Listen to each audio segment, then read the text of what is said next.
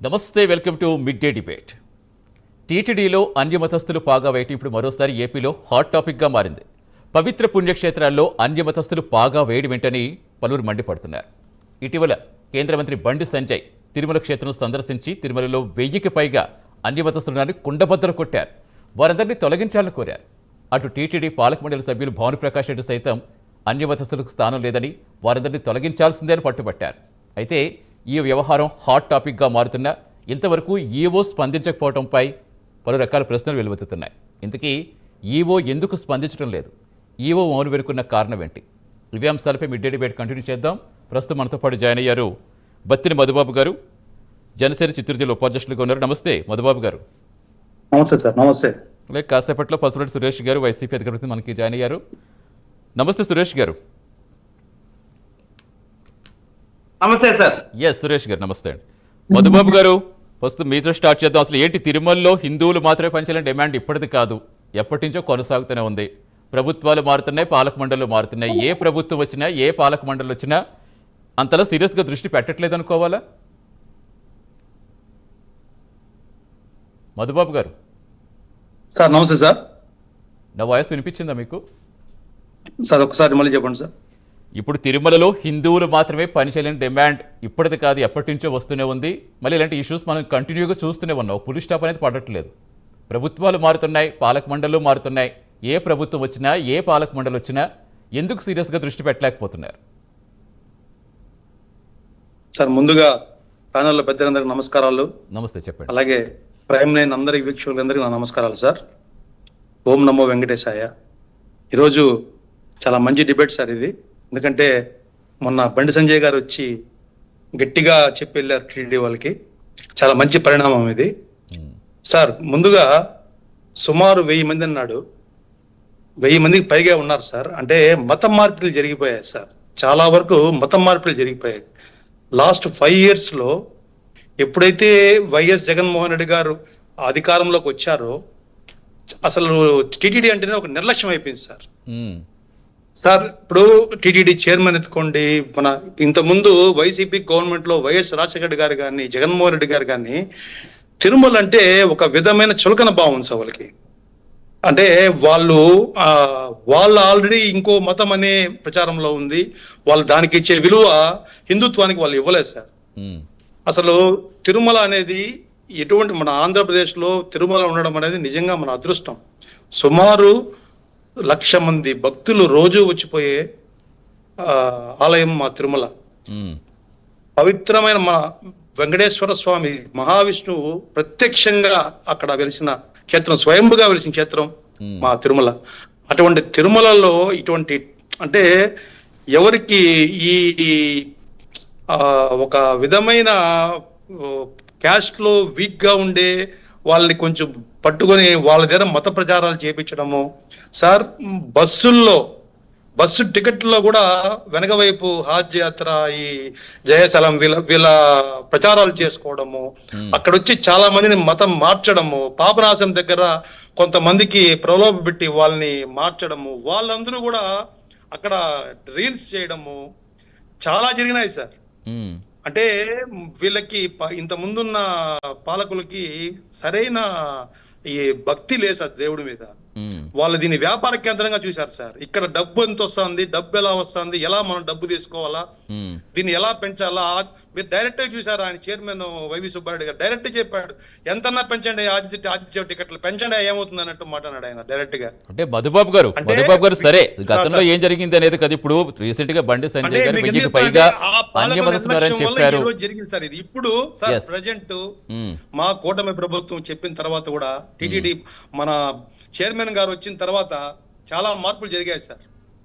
ఆయన ఖచ్చితంగా టీటీడీలో ఎవరైతే అన్నమతస్తులు ఉన్నారో వారు సపరేట్ గా మీరే బయటికి వెళ్ళిపోండి అని చెప్పాడు సార్. అంటే వేరే డిపార్ట్మెంట్స్ గా వెళ్ళిపోవాలా, లేదంటే మీరు స్వచ్ఛందంగా వెళ్ళిపోవాలా బయటికి అని ఖచ్చితంగా చెప్పాడు. ఇప్పుడు వాళ్ళకు ఈ సుమారు ప్రతి ఎంప్లాయీ ఇంటికి కూడా చెక్ చేసే విధానం ఒకటి పెడుతున్నారు సార్. వాళ్ళ ఇంట్లో పూజ గదులు ఉన్నాయా లేవా, వాళ్ళు ఏ దేవుడిని మతి కొలుస్తున్నారు అనే దాని మీద కూడా ఒక చర్చ జరుగుతుంది సార్ ఖచ్చితంగా. ఎందుకంటే ఈ టీటీడీ ఎంప్లాయీస్ అనే వాళ్ళు మాకు దేవతలతో సమానం సార్. వాళ్ళు దేవతలే మాకు. అటువంటి వాళ్ళల్లో అన్ని మతస్థులు ఉంటే ఎట్టి పరిస్థితుల్లో ఒప్పుకునే సమస్య లేదు సార్. వాళ్ళని అదే. ఖచ్చితంగా ఏరుతాము. ఇప్పుడు బండి వాళ్ళు సంజయ్ గారు already మాట్లాడుతూ started ఒక ఉద్యోగిని తొలగించాలని చెప్తున్నారు. ఒక ఉద్యోగిని తొలగిస్తే సరిపోదు కదా, ఎంతమంది ఉన్నారో అంతమంది తొలగించాల్సిన అవసరం ఉంది, ఇమీడియట్ గా యాక్షన్ తీసుకోవాలని చెప్పారు. సార్, బట్ ఈవో దేనికైనా ఒక ఎందుకు రెస్పాండ్ అవ్వలేకపోతున్నారు?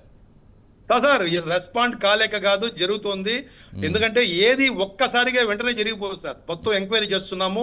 ప్రతి ఒక్క ఎంప్లాయీ ఇంటికి వెళ్తున్నారు సార్. ఎంప్లాయీ ఇంటికి వెళ్ళి ఖచ్చితంగా పూజ గదుల్లో కూడా చూస్తున్నారు సార్. వాళ్ళు ఏ దేవుడు పటాలు పెట్టినా కూడా చూస్తున్నారు సార్. వాళ్ళు త్వరలో జరుగుతోంది సార్ ఇవన్నీ. రైట్. ఖచ్చితంగా ప్రతి ఒక్కరిని చెక్ చేసి, ఎందుకంటే సార్ ఏ మసీద్కి వెళ్ళినా ఏ క్రిస్టియానిటీకి వెళ్ళినా ఒక నామం పెట్టుకుని వెళ్తే ఎవరన్నా వాళ్ళు ఉద్యోగాలు ఇస్తారు సార్?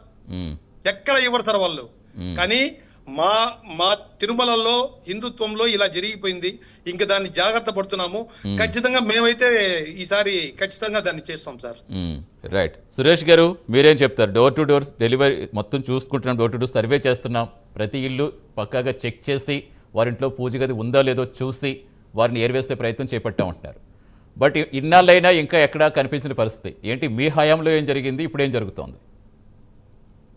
సార్ ఇప్పుడు బండి సంజయ్ గారు ఎవరైతే కేంద్ర హోం సహాయ శాఖ మంత్రిగా ఉన్నారో వారు చేసినటువంటి వ్యాఖ్యల పైన తీవ్రమైనటువంటి దుమారం చెలరేగడం అనేది గత కొద్ది రోజులుగా చూస్తున్నాం. అవును.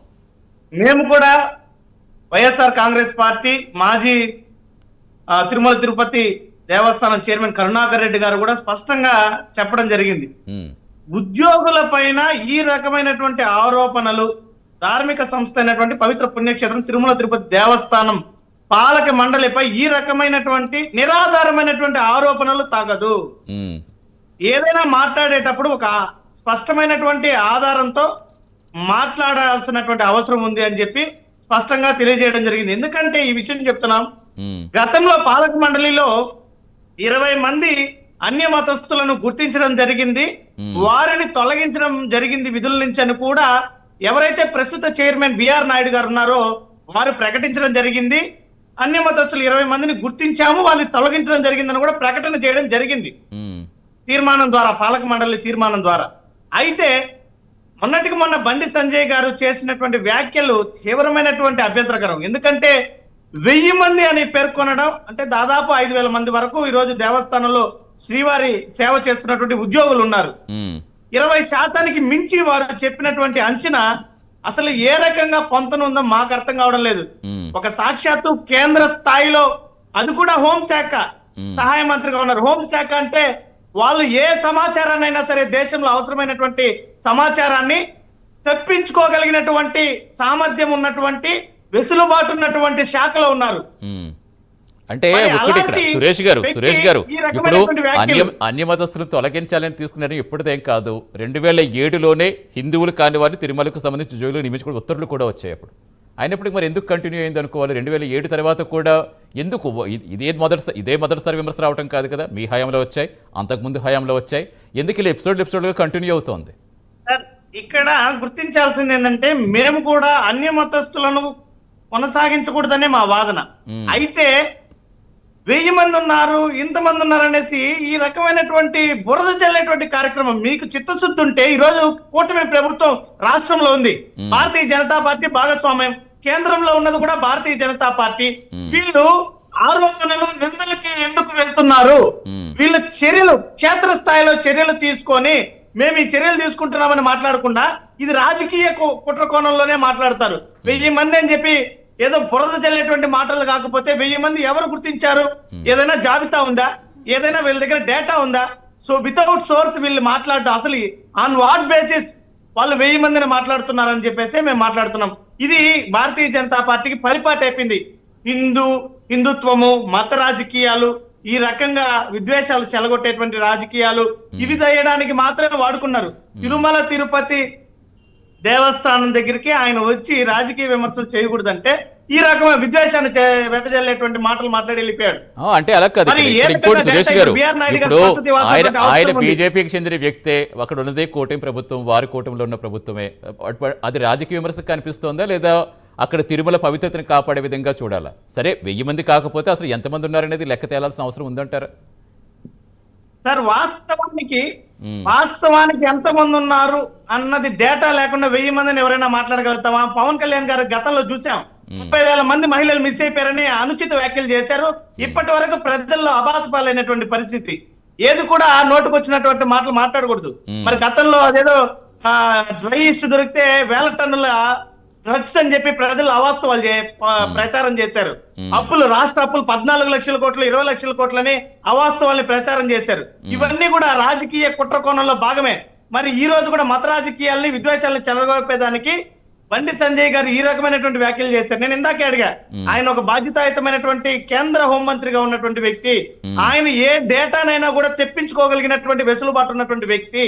మరి స్పష్టమైనటువంటి ఆధారాలతో మాట్లాడకుండా ఈ రకంగా అనుచితంగా మాట్లాడడం ఎంతవరకు కరెక్ట్ అని మేము ప్రశ్నిస్తున్నాం. ఇది ఖచ్చితంగా రాజకీయ సరే, ఇప్పుడు రాజకీయంగా తీసుకుంటే అది రాజకీయ కోణంలోనే వెళ్ళిపోతుంది, అన్ని విషయాలు వస్తాయి. ఇప్పుడు అలా కాకుండా అసలు టీటీడీకి మనం చూసుకుంటే 2017లో కూడా ఇదే మొదటిసారి కాదు.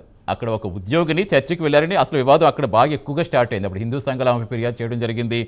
తర్వాత మొత్తం డోర్ టు డోర్, ఇప్పుడు ఇందాక ఏదైతే చెప్పారో మధుబాబు గారు, సేమ్ అలాగే డోర్ టు డోర్ సర్వే చేస్తే మొత్తం 44 మంది అన్యమతస్తులు ఉన్నట్టు అప్పుడు గుర్తించింది. ఎప్పుడు 2017లో. వారిలో 39 మంది 2007 కంటే ముందే రిక్రూట్ అయ్యారు కాబట్టి వారిని ఏమి చేయలేము, 2007 తర్వాత ఈ ఒత్తిడులు వచ్చాయి కాబట్టి అని చెప్పింది. తర్వాత ఎక్కువ మంది ఏంటంటే కారుణ్య నియామకాలు ఏవైతే ఉంటాయో దాని వాళ్ళగానే చెప్పుకొచ్చింది. అలాగే 44 మంది హిందీ నోటీసులు కూడా ఇచ్చిందట. కానీ వీరంతా అప్పట్లో హైకోర్టును ఆశ్రయించడం, హైకోర్టు స్టే ఇవ్వటం, ఈ తీర్పుతో మళ్ళీ చెల్లుబాటు అవుతాయి లేదనే డిస్కషన్ కంటిన్యూ అవ్వడం జరిగింది. తర్వాత మళ్ళీ ప్రభుత్వం మారింది. 2019లో మీ ప్రభుత్వం, జగన్ గారి ప్రభుత్వం వచ్చింది. సో తర్వాత అప్పుడు ప్రధాన కార్యదర్శి ఎల్వి సుబ్రహ్మణ్యం కూడా సేమ్ ఇది 2 నెలలకే హిందీయేతర టీటీడీ ఉద్యోగులను తొలగిస్తామని చెప్పారు, కానీ అదే అమలుకు నోచుకోలేదు. మళ్ళీ ఇప్పుడు ప్రభుత్వం మారింది, మళ్ళీ ఇదే కంటిన్యూ అవుతుంది. మళ్ళీ రీసెంట్గా కూడా చూస్తాం కదా, ఇప్పుడు అక్కడ ఉద్యోగంగా చేస్తున్న వ్యక్తి ఇప్పుడు ఎవరి మతాల్ని ఇక్కడ కించపరిచే ఉద్దేశం కాదు, లేదా మరొకరిని ఏదో అవమానపరచాలనే సంకల్పమో కాదు. ఇప్పుడు అక్కడ ఒక తిరుమలకు సంబంధించి కొన్ని రూల్స్ ఉన్నప్పుడు వాటిని పాటించాల్సిన అవసరం ఖచ్చితంగా అక్కడ ఉద్యోగం చేస్తున్న వ్యక్తికి ఉంటుంది. ఇప్పుడు ఆ వ్యక్తి కారు మీదే వేరే మతాన్ని ప్రోత్సహించే విధంగా ప్రచారం చేస్తున్నప్పుడు అక్కడ ఒకళ్ళున్నారా, 100 మంది ఉన్నారా, 1000 మంది ఉన్నారని కాదు. ఇప్పుడు తప్పు జరిగిందంటే తప్పే కదా, దేనికి ఎందుకు ఇంత రిపీట్ అవుతుందని అడుగుతున్నాం. ఎస్, ఇద్దరు ఇవ్వచ్చు దీనికి ఆన్సర్. సార్, ఇక్కడ దీనికి ప్రధాన కారణం ఒకటే. ప్రస్తుతము ఎవరైతే ఇంతకుముందు మధు అన్న మాట్లాడుతూ కొంతమంది మత మార్పిడిలు జరగడం వలన ఈ రకమైనటువంటి ఇబ్బంది వస్తుందనేది వాస్తవం. మొదట్లో కొంతమంది తిరుమల తిరుపతి దేవస్థానంలో ఉద్యోగిగా చేరేటప్పుడు ఉన్నటువంటి మతం నుంచి ఇతర మతంలోకి కన్వర్ట్ అవ్వడం అనేది కొన్నిసార్లు చూసాం, కొన్ని ఘటనల్లో చూసాము. మరొకటి, కారుణ్య నియామకాలు ఏదైతే ఉన్నాయో, ఆల్రెడీ శ్రీవారి సేవ చేస్తూ మరణించినటువంటి ఉద్యోగి తర్వాత వాళ్ళు వచ్చినటువంటి వారసులు ఎవరైతే ఉన్నారో వాళ్ళు ఇతర మతంలో మారినటువంటి వ్యక్తులుగా రావడము కొంతమంది కొన్ని కేసుల్లో చూసాం. అయినప్పటికీ కూడా తిరుమల తిరుపతి దేవస్థానం ఉద్యోగ నియామక నియమావళిలో స్పష్టంగా పేర్కొనబడింది. ఇప్పుడు భవిష్యత్తులో కానీ ఏదైనా ఒక నోటిఫికేషన్ వస్తే దాంట్లో స్పష్టంగా హిందూ మతానికి చెందినటువంటి వ్యక్తి మాత్రమే దీనికి అర్హుడుగా స్పష్టమైనటువంటి నియమావళి ఉంది, ఆదేశాలు ఉన్నాయి. మొదట్లో ఏదైతే ఉద్యోగస్తులు ఏదైతే ఒక 30-40 సంవత్సరాల క్రితం ఉన్నటువంటి వెసులుబాటులో అప్పుడు చేరి విధులు నిర్వర్తిస్తున్నటువంటి కొంతమంది మధ్యలో మత మార్పిడిల్లో వాళ్ళు మతాన్ని మార్చుకోవడము, ఇలాంటి కేసెస్ కొన్ని ఎదురయ్యాయి. సో వాళ్ళని కూడా గుర్తించడం జరిగింది, వాళ్ళందరినీ కూడా ప్రభుత్వం విధుల నుంచి తొలగించడం కూడా జరిగింది. అప్పుడు జగన్మోహన్ రెడ్డి గారి హయాంలో కూడా దాదాపు 4 గుర్తించడం జరిగింది, వారి మీద చర్యలు తీసుకోవడం జరిగింది. మొన్న ఈ ప్రభుత్వం కూడా 20 మంది మీద చర్యలు తీసుకోవడం జరిగింది. ఇవి జరుగుతూనే ఉన్నాయి. కానీ దీన్ని రాజకీయాలకు అడ్డుపెట్టుకొని దీని ద్వారా రాజకీయ లబ్ధి పొందడం అని చూడడం అనేది బాధాకరం. ఎందుకంటే టీటీడీ అనేది ఒక ధార్మిక పుణ్యక్షేత్రము, అనేక లక్షలాది మంది భక్తుల మనోభావాలతో ముడిపడినటువంటి క్షేత్రము. సో దీని మీద రాజకీయాలు కాకుండా క్షేత్రస్థాయిలో సరైనటువంటి పరిపాలన పాలక మండలి జరపాలని చెప్పేదే మా డిమాండ్ తప్ప దీన్ని రాజకీయాలు ఎక్కడ కూడా టీటీడీని ఇన్వాల్వ్ చేయకూడదని చెప్పి మా డిమాండ్. రైట్, మధుబాబు గారు, ఎస్ మీరే చెప్తారు. ఇప్పుడు ఏంటి, ఎలాంటి భవిష్యత్తులో మళ్ళీ రిపీట్ కాకుండా ఎలాంటి యాక్షన్ తీసుకునే అవకాశం ఉందంటే? ఇది రాజకీయం చేసింది ఎవరు? బండి సంజయ్ గారు దర్శనానికి వచ్చినప్పుడు ఆయన ఒక మంచి మాట చెప్పాడు. హిందూ ఇక్కడ అత్యంత పవిత్రమైన దేవాలయం, ఈ దేవాలయం, ఇక్కడ అన్యమతస్తులు ఉండకూడదు, సుమారు 1000 మంది ఉన్నారు, వాళ్ళని వెంటనే చేయాలని బోర్డుకి ఆయన సందేశం ఇచ్చాడు. దీనివల్ల ఈ వైసీపీ వాళ్ళకి ఎందుకు ఇంత ఉలిక్కిపాటు వచ్చింది, వీళ్ళు ఎందుకు స్పందించారు, అసలు వీళ్ళు స్పందించాల్సిన అవసరం ఇప్పుడు ఉందా? ఇప్పుడుండే సమస్యలు ఎన్ని సమస్యలు ఉన్నాయి, ఆ సమస్యల మీద కాకుండా కరుణాకర్ రెడ్డి గారు అదే పనిగా ఈ బండి సంజయ్ గారు ఈ మాట అన్నారు 1000 మంది, దాని మీద ఇంత రద్దాంతం చేయాల్సిన అవసరం ఉందా సార్? దీని రాజకీయం ఎవరు చేస్తున్నారు సార్? దీని రాజకీయం ఎవరు చేస్తున్నారు? 1000 మంది ఉన్నారన్న దానికి ఆధారం ఏమన్నా బండి సంజయ్ గారు ఇచ్చారా? ముందు సురేష్ గారు 1000 మంది ఉన్నారు అన్యమతస్తులు అన్న దానికి ఏదైనా మీరు కూడా ఒక స్పష్టమైనటువంటి ఆధారం ఉందా? ఆయన చెప్పిన మాట తప్పు. మీకు ఎలా ఆధారంతో చెప్తారు? మీకేం పని? ఎలా పవన్ కళ్యాణ్ గారు 30 ఆయన వేల చెప్పింది మహిళలు 1000 మంది, చెప్పారు, అలా 1000 చెప్పారు. మంది ఉన్నారు, 500 మంది ఉన్నారు, 1500 మంది ఉన్నారు, ఎలా? వాళ్ళని అధికారులు ఖచ్చితంగా ఎంక్వైరీ చేస్తాం. సరే ఇవన్నీ కాదు. ఎవరు రక్షిస్తారు? గత 5 ఏళ్లలో వీళ్ళ ప్రభుత్వం ఉంది కదా, డేటాతో మాట్లాడాలి కదా. మీ దగ్గర సురేష్ గారు, ఎటువంటి డేటా ఉందని సురేష్ గారు, మాట్లాడారు. ఒక్క నిమిషం ఉండండి, పవన్ కళ్యాణ్ గారు ఏదైతే 30,000 మహిళల ఒక్క గురించి నిమిషము, చేశారో, ఒక్క ఆ నిమిషము. రకమైనటువంటి వ్యాఖ్యలే ఇదే బండి సంజయ్ గారు. మీ గవర్నమెంట్ 5 ఏళ్ళు ఉంది లేకుండా కదా, అనుచితమైనటువంటి వ్యాఖ్యలు. అయ్యా, అనుచితమైన మనోభావాలు వ్యాఖ్యలు దెబ్బతినవా? ఒక్క నిమిషం 20% మంది ఆగండి. ఉద్యోగులు ఒక్క నిమిషం అన్యమతస్తులు ఆగండి. ఉన్నారంటే ప్రజల మనోభావాలు దెబ్బతినవా? దీని మీరు మీద ఒక్క నిమిషం మాట్లాడడం ఆగాలి. తప్ప. సురేష్ ఒక్క నిమిషం ఆగు, ఒక్క నిమిషం. ఇదే మీ 5 ఏళ్ల గవర్నమెంట్ లో వైవి సుబ్బారెడ్డి గారు ఏ రోజైనా అన్యమతం గురించి మాట్లాడినారా? అన్యమతం గురించి ఏ రోజైనా ఎంక్వైరీ చేస్తామని చెప్పారా? గతంలో వెలుగులోకి వస్తే మాట్లాడతాం, అదే కూటమి మాట్లాడతాం, అదే ప్రభుత్వం పనిగా కూర్చోవాలా? వచ్చినాకే, అదే కూటమి పనిగా ప్రభుత్వం కూర్చొని వచ్చిన రాజకీయాలు చేయాలి, తర్వాతే అన్యమతము, దీని ఇతర మీద మతస్థుల మీద దాడి ఉక్కుపాదం చేయాలా? పడుతుంది. ఎందుకంటే ఎందుకు మా మాట్లాడతారు? మనోభావాలు, హిందువుల ఏదైనా మనోభావాలు, మన ఘటన మనోభావాలు, లేదంటే ఏదైనా హిందువుల ఒక మనోభావాలు విషయం తెలిస్తే దెబ్బతింటున్నాయి. వెలుగులోకి హిందువుల ఏదైనా ఒక మనోభావాలు విషయాన్ని దెబ్బతింటున్నాయి. ఊరికే మాకు పనిగట్టుకొని ఇతర అత్యంత మతాల గురించి పవిత్రమైన మాట్లాడాల్సిన తిరుమల. అవసరం ఏముంది? మా తిరుమలలో రాజకీయాలు కాకపోతే.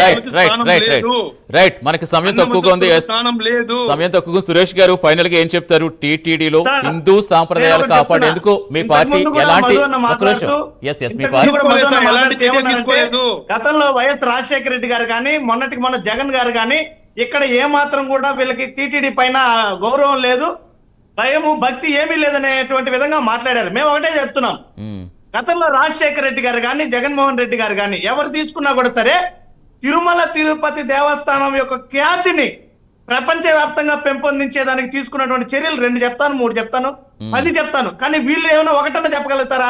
ఎస్పీబీసీ భక్తి ఛానల్ ఎవరు తీసుకొచ్చారండి?